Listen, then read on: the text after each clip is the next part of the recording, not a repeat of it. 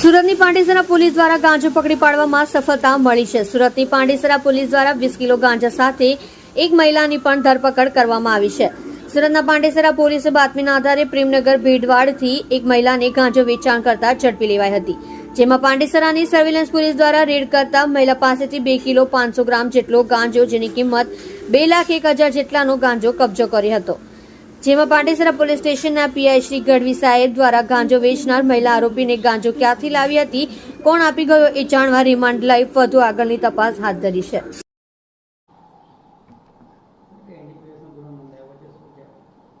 નો drugs Surat અનુસંધાને માનનીય Shri police commissioner Shri Anupamsinh Gehlot સાહેબ તથા સેક્ટર શ્રી ડામોર સાહેબ તથા ડીસીપી શ્રી ઝોન 4 તથા એસીપી એચ ડિવિઝન સાહેબના માર્ગદર્શન અને સૂચના મુજબ પાંડેસરા પોલીસ ટીમ નો ડ્રગ્સ બાબતમાં કાર્યરત હોય અને ડિસ્ટાફને એવી હકીકત મળેલી હતી કે પ્રેમનગર ઝુંપડપટ્ટી છે ત્યાં કોઈ એક મહિલા છે જે ગાંજાનું વેચાણ કરી રહી છે।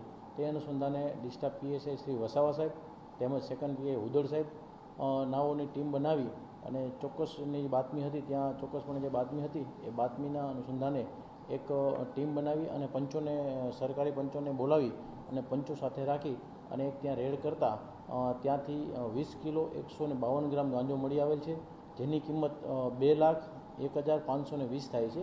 તે કાયદેસર કાર્યવાહી કરવામાં આવેલી છે અને આરોપીને વધુ રિમાન્ડ માટે કે ક્યાંથી લાવી છે, શું છે વિગત, એ વધુ વિગત માટે એના રિમાન્ડ મેળવવાની તજવીજ હાથ ધરવામાં આવેલી છે। આરોપીનો ભૂતકાળમાં 2022માં કામરેજમાં એક ગુનો આરોપી ઉપર દાખલ થયેલો છે, તેમાં એ જામીન ઉપર છે।